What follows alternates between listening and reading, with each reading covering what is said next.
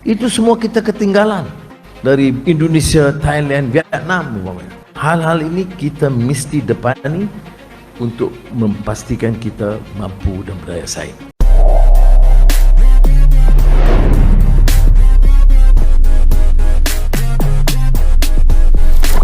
Menteri Luar Indonesia Sugiarno menyambut baik kemajuan rundingan dengan Malaysia mengenai sempadan maritim dan darat. Katanya Indonesia berikrar untuk meneruskan proses itu sehingga isu yang belum selesai dapat diselesaikan.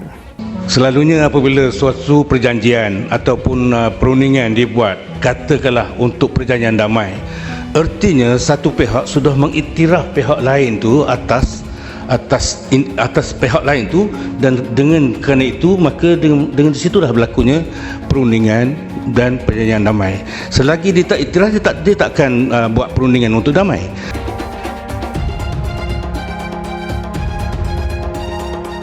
Pemerintah Malaysia mengungkapkan penyesalannya terkait ketegangan yang terjadi di wilayah Laut Sulawesi, khususnya sekitar area Ambalat yang saat ini menjadi sorotan internasional. Dalam pernyataan resmi yang dirilis pada hari ini, Malaysia menegaskan bahwa mereka tidak akan lagi mengganggu kedaulatan Indonesia atas wilayah tersebut. Ambalat, yang terletak di Laut Sulawesi, adalah wilayah yang diperebutkan oleh kedua negara selama bertahun-tahun.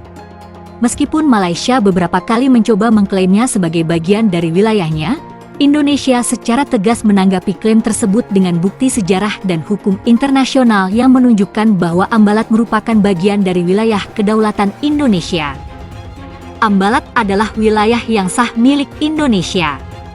Tidak ada alasan bagi Malaysia untuk mengklaimnya. Kami berharap kejadian-kejadian yang mengganggu stabilitas di Laut Sulawesi tidak terulang lagi, ujar Menteri Luar Negeri Indonesia. Sebagai respons atas klaim sepihak dari Malaysia, Indonesia telah mengambil langkah diplomatik dengan melibatkan badan-badan internasional yang berkompeten dalam penyelesaian sengketa wilayah laut. Kami menegaskan bahwa Ambalat adalah bagian dari zona ekonomi eksklusif Indonesia berdasarkan hukum internasional dan UNCLOS. Sementara itu, pemerintah Malaysia juga telah mengeluarkan pernyataan yang mengindikasikan penyesalan atas ketegangan yang telah terjadi. Menurut Perdana Menteri Malaysia, Anwar Ibrahim, kami menghargai hubungan baik dengan Indonesia dan kami menyadari pentingnya menjaga kedamaian dan stabilitas di kawasan ini. Kami menegaskan bahwa kami tidak bermaksud untuk mengganggu kedaulatan Indonesia atas Ambalat.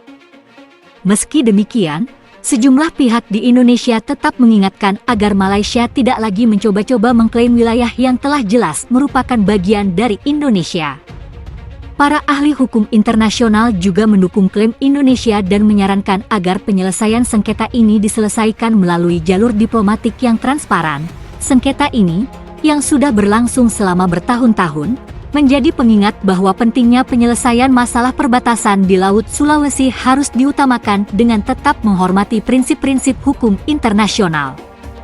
Dengan penyesalan yang telah disampaikan oleh Malaysia, diharapkan ketegangan ini dapat mereda dan hubungan bilateral antara Indonesia dan Malaysia dapat kembali berjalan harmonis.